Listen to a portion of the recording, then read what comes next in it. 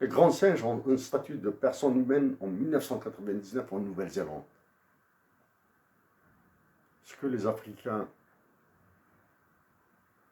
ont, ce que les dirigeants africains offrent un minimum de dignité à leurs concitoyens. En Inde, ce sont les dauphins qui ont le statut de personne non humaine.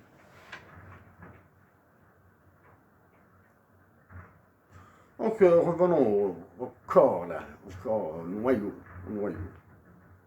Donc, nous allons articuler la guerre qui s'est déclarée, qui a commencé entre nos trois pays, le Niger, le Mali et l'Algérie. Nous allons l'articuler autour de ce qu'on appelle l'aide publique au développement, ou en anglais, c'est the Official Development Assistance. Là, il y a des biais cognitifs terribles.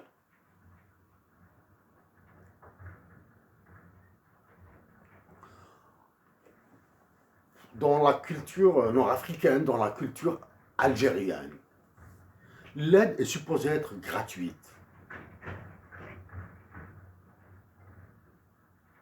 Désintéressée, altruiste. Non, en américain, quand on dit aide, c'est traduit par assistance, qui est un concept radicalement différent de l'aide. Toutes les organisations internationales dans lesquelles les États-Unis sont présents subissent le diktat des terminologies américaines. OCDE en français, c'est Organisation de coopération et de développement économique. Économique avec S, c'est-à-dire c'est la coopération et le développement qui doivent être économiques. Donc on exclut les droits de l'homme, la politique, la défense, etc. OCDE. En anglais, américain, c'est OECD. Organization for Economic and Cooperation Development. Cooperation, il ne s'écrit pas coopération comme en français, il s'écrit CO-opération. Donc, coopération dans l'appellation française et coopération dans le cooperation, dans l'appellation américaine, il y a un monde.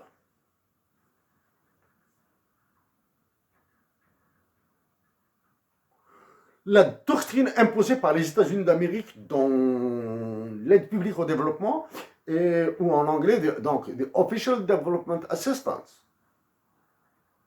parle des deux dogmes. Hein. Le dogme des démocrates américains, peu importe le président. It's a trade, not aid. Trade, c'est le commerce, c'est le business. Not, c'est non. Et non pas l'aide. On va faire du business. Oui, on peut vous accorder des petits tarifs préférentiels, des réductions probablement, de la gentillesse. Donc ça, c'est les démocrates. Trade, not aid. Chez les républicains américains, peu importe qui est le président, parce que ce sont des organisations qui sont derrière qui définissent la loi. C'est the official, it's need to end its need. Assistance, the target, the goal of the assistance is to end its need. L'objectif de l'assistance, c'est de mettre fin à son besoin.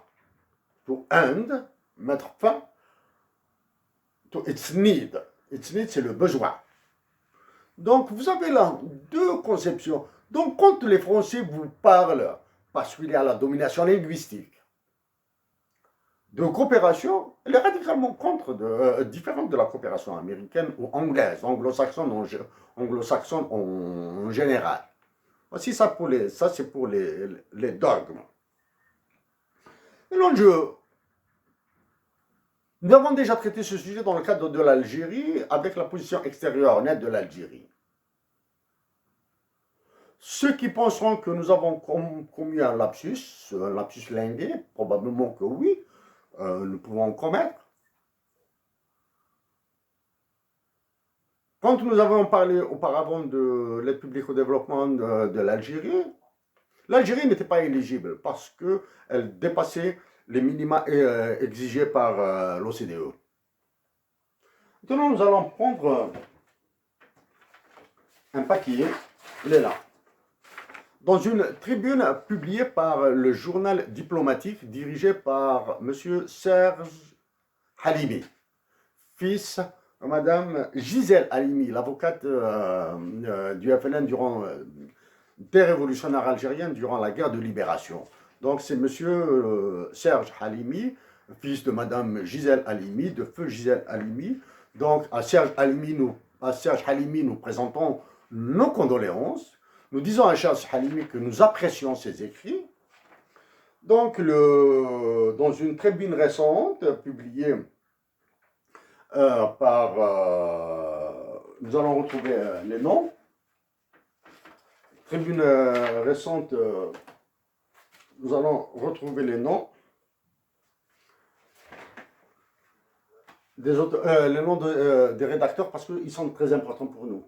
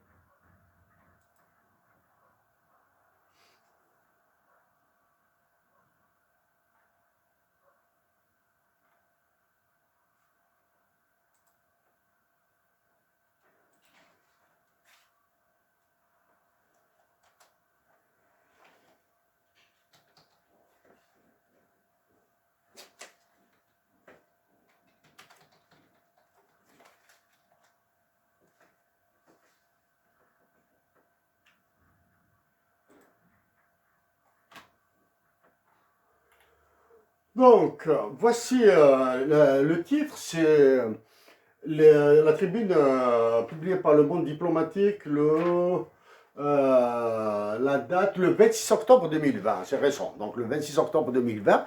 Donc une tribune a été publiée par le Monde diplomatique et le titre c'est « Les pays riches auraient pu verser 5700 milliards de dollars de plus pour aider les pays les plus pauvres à lutter contre les inégalités ». Ce papier a été signé par les deux directrices d'ONG, Cécile Duflot et Najat Vallaud-Belkacem.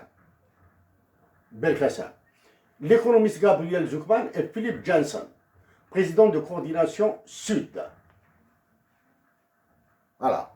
La première version que nous avons vue de la partie uniquement visible de cet article. Elle a précisé que M. Gabriel Zucman est économiste de l'université de Berkeley, San Francisco, Californie, aux USA. Elle a été changée. Économiste, université de Berkeley, San Francisco, Californie, USA, a été supprimée. Là, c'est la jonction entre le milieu politique. Hein. Madame Cécile Duflot est ancienne ministre du gouvernement précédent, là. Najat Vallaud-Belkacem, la même chose. Elle était porte-parole, quelque chose comme ça. Hein. Elle est d'origine marocaine. Et les deux économistes, du moins un économiste. Gabriel Zucman, il est économiste à l'université de Berkeley. Nous allons, bien sûr, après cette intervention, nous allons informer M. Serge Halimi, nous allons informer M. Gabriel Zucman, parce que nous l'avons écouté, nous avons apprécié ce qu'il disait hein, il y a longtemps. Lui aussi, il est économiste à l'université de Berkeley. Mais pourquoi l'université de Berkeley a été supprimée? Dans la première version, nous l'avons lu. Donc, cet article, du moins, la partie visible, elle est là. Il est plein de biais cognitifs et de biais d'interprétation. Exemple. On sait quand là, c'est une insulte. Carrément, c'est une insulte. Que M. Serge Halimi et Gabriel Zucman aient accepté que leur nom soit lié à cette phrase. L'aide internationale a été une bouée de sauvetage pour des millions de personnes à travers le monde. L'aide internationale n'a jamais été une bouée de sauvetage. C'est une trappe de l'endettement éternel. Nous éviterons tout à l'heure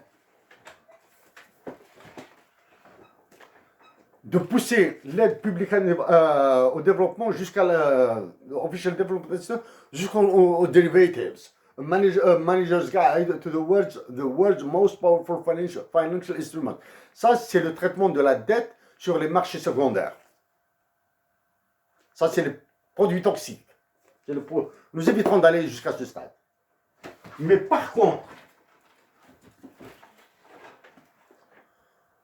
ce genre de livre qui n'existe pas en Afrique, même en France, hein, c'est l'application théorique l'application de théorie économique au consensus de Copenhague qui est basé à Washington. Solution for the world's biggest problems. Costs and benefits analysis. Nous avons établi un contact avec les économistes du consensus de Copenhague à Washington. Dans ce livre, le Mali, le Niger et l'Algérie ont une très très bonne place. Les solutions pour les solutions pour les plus grands problèmes du monde. Bien sûr, c'est le libéralisme, c'est l'économie de marché à fond la caisse. Revenons donc à ce papier. L'aide internationale a été une bouée de sauvetage pour des millions de personnes à travers le monde. Non, c'était un instrument du maintien de la soumission des pays africains. Parlons des pays africains dans notre cas. Nous avons traité ce sujet hein, avec la déclaration de Paris, avec le programme d'action d'Accra, etc. Nous n'allons pas revenir sur tous ces détails. Il est écrit, cette forme de redistribution de richesse à l'échelle mondiale n'est juste que dans un monde où les inégalités ont atteint des niveaux stratosphériques. C'est quoi stratosphérique là? Un économiste qui associe son nom à un adjectif, à une phrase dans laquelle des niveaux stratosphériques, c'est triste. En grande partie à cause de l'exploitation continue faite par une poignée de nations riches. L'exploitation continue. L'exploitation de quoi? Occasion manquée. En 2019, les pays riches de l'Organisation de coopération et de développement économique, coopération, un seul mot, OCDE, n'ont mobilisé en moyenne que 0,3% de leur revenu national brut pour l'aide internationale. C'est biaisé. Les pays riches de l'OCDE. Alors qu'ici, je vous donne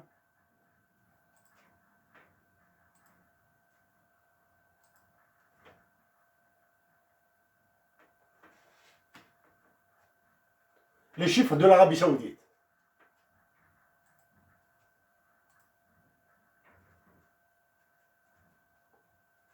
Les chiffres du Koweït. Le Koweït et l'Arabie Saoudite financent l'OCDE. Ça, c'est le premier. L'aide publique au développement est une résolution de l'ONU. Elle est fixée à 0,7% du PNB, produit national brut. En anglais, c'est the GNI, the Gross National Income. Avec tous les paradis fiscaux, avec toutes les fuites de capitaux dans les pays occidentaux, hein, vers les paradis fiscaux. Est-il vrai qu'ils fournissent 0,7 ou 0,6 ou 0,5 ou 0,3 du GNI, du PNB? Non. Maintenant, on va montrer un autre j'ai trouvé que c'est vraiment un chiffon là. C'est vraiment un foutoir ici.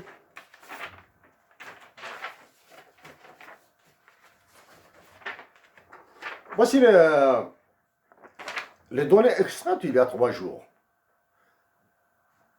Les États-Unis d'Amérique, ils sont à peu près à moins de 0,3%.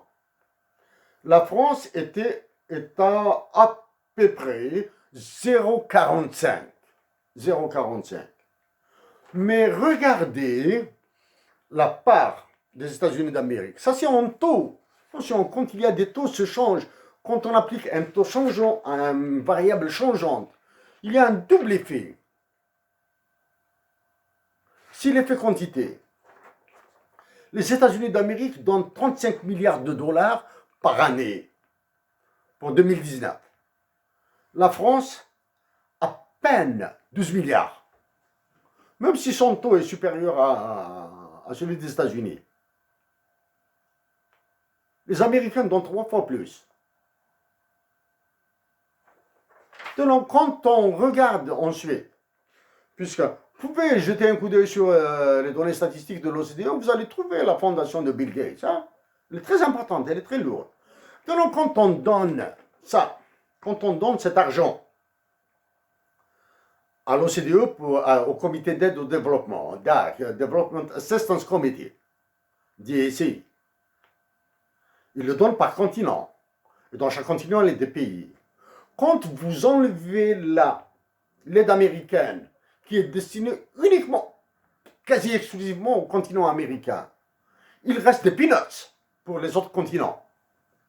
C'est pour cette raison. Vous allez voir par exemple ici, pour les États-Unis d'Amérique, nous avons les chiffres. Pour 2018, ils ont donné 5 milliards de dollars, un peu plus de 5 milliards de dollars, 5,1 milliards de dollars, pour les ONG et la société civile. C'est comme ça que vous allez comprendre les ONG et la société civile dans les pays africains, ça c'est dans tous les pays. Donc c'est là où vous allez trouver les financements qu'a traité en détail, que nous avons même traité dans certains détails, qu'a traité en détail notre ami Ahmed Ben Saada. C'est à travers cet argent-là que sont alimentées les déstabilisations du pays. Je vous lettre. Conflit et sécurité. Conflict and peace. Les États-Unis d'Amérique ont fourni 1 milliard de dollars, légèrement un peu plus d'1 milliard de dollars, alors que pour les ONG, ils ont fourni 4 fois plus. Pour maintenant le développement de l'alimentation, food assistance, ils ont donné à peine un peu plus d'1 milliard. La France maintenant.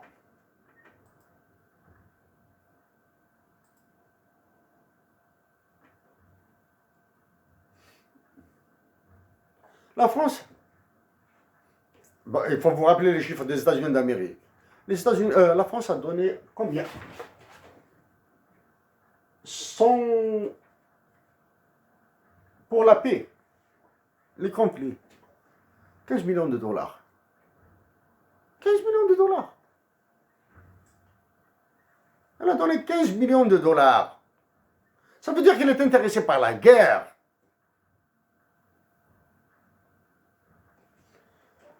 Un autre document maintenant que nous allons retrouver ici.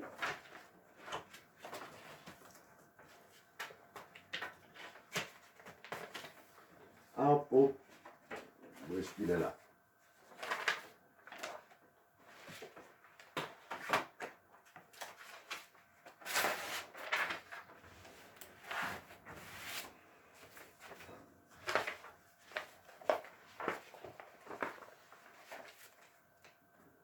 Alors, voilà.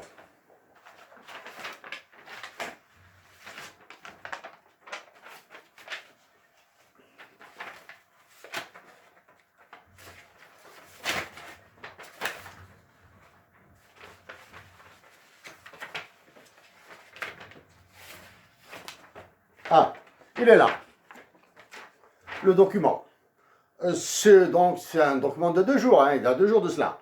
List of countries that have qualified for an eligible or potentially eligible and may wish to receive HIPC initiative assistance. HIPC, c'est heavily indebted. and poor countries.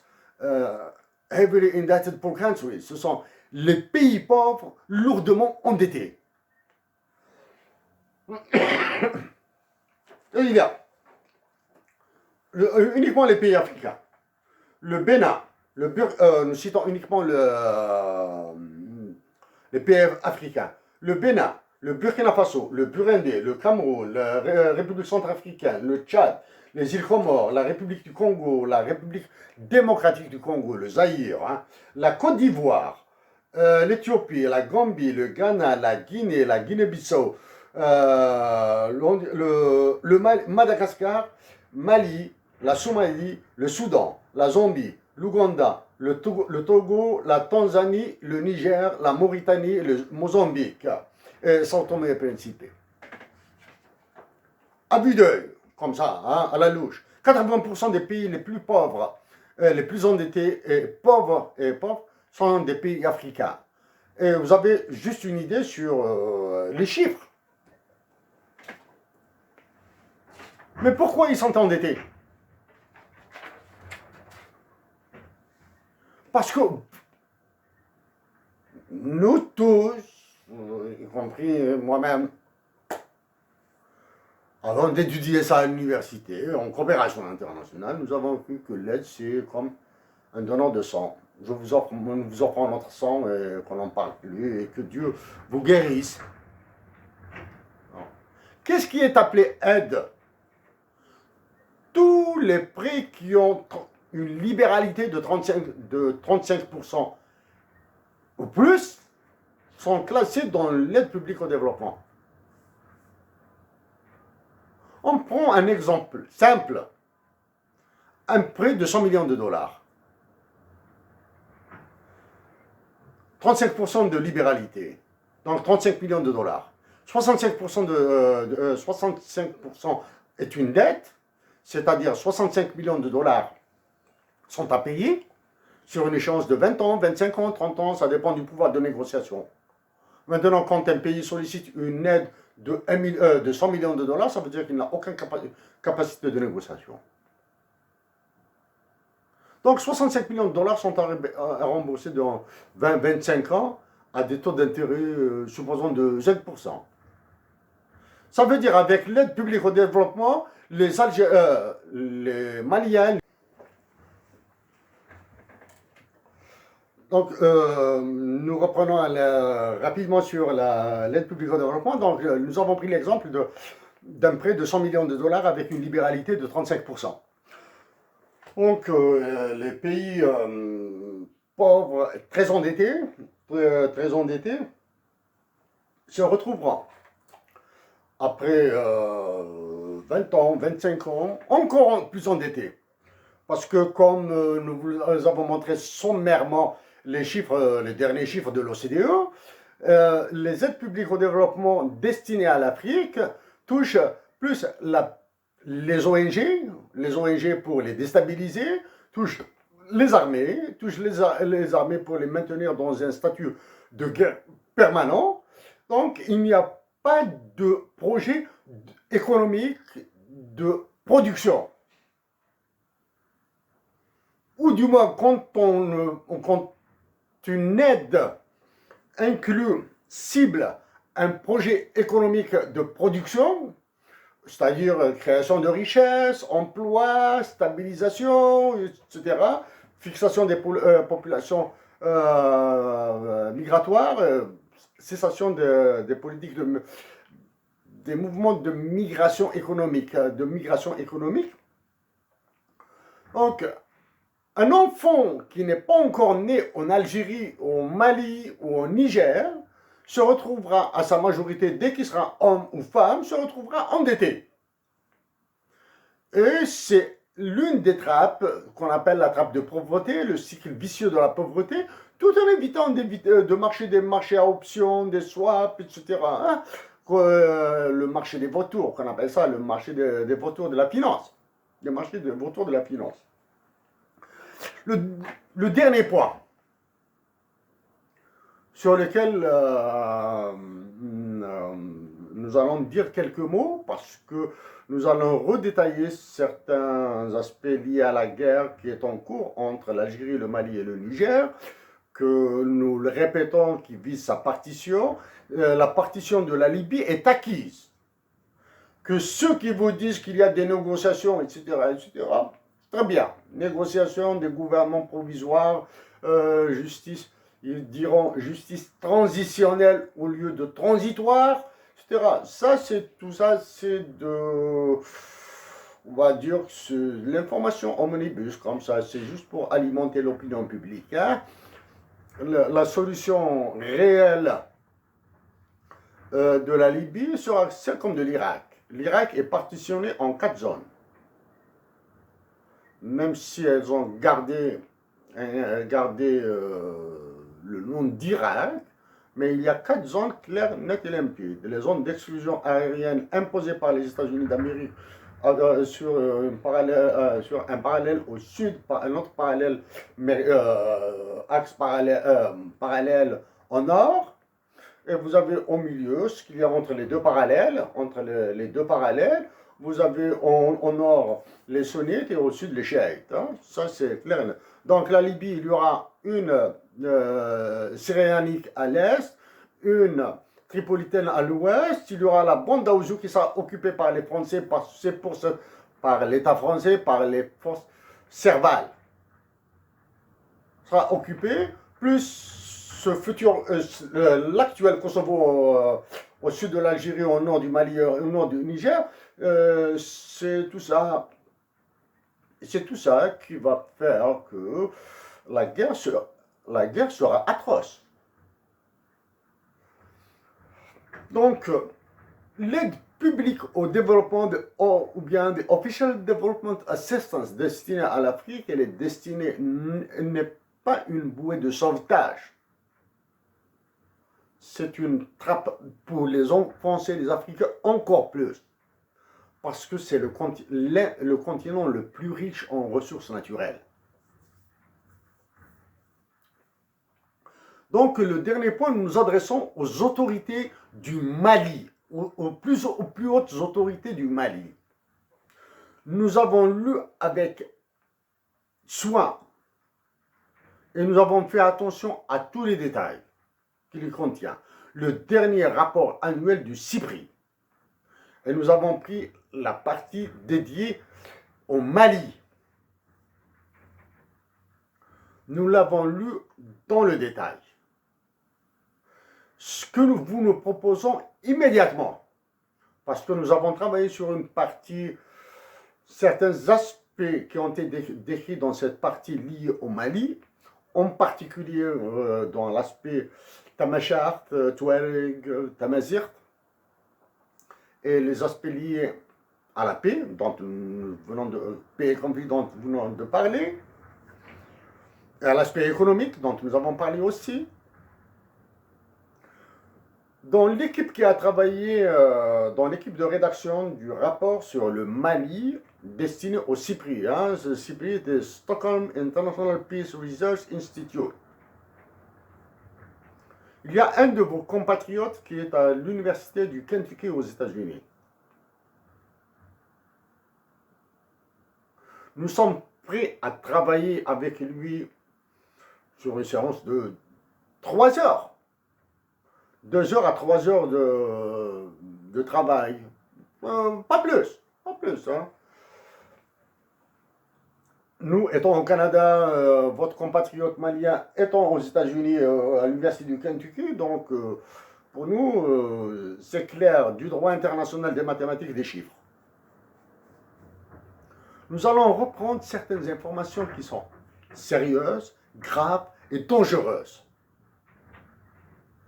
que nous avons abordées dans certains de nos papiers ou certaines interventions en survol, parce qu'elles sont extrêmement graves. Elles sont extrêmement dangereuses pour toute la région. Nous allons les retravailler ensemble et nous espérons travailler sur les documents bruts qu'ils ont, et non pas sur les documents finaux. Les documents finaux, généralement, ils sont édulcorés. Beaucoup beaucoup d'informations importantes sont supprimées, généralement. Donc, nous sommes prêts. Même si nous avions son nom, nous ne l'aurions pas donné.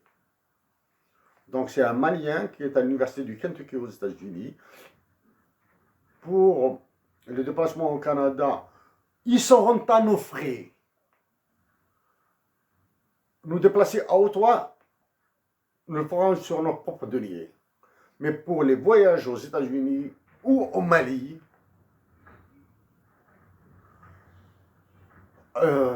une prise en charge du transport et de l'hébergement sont indispensables.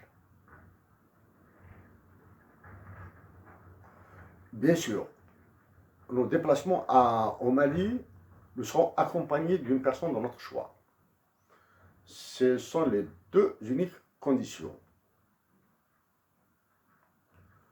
À l'étranger, nous devons bénéficier d'une prise en charge de transport, d'hébergement et d'assurance. Et nous serons accompagnés d'une personne de notre choix.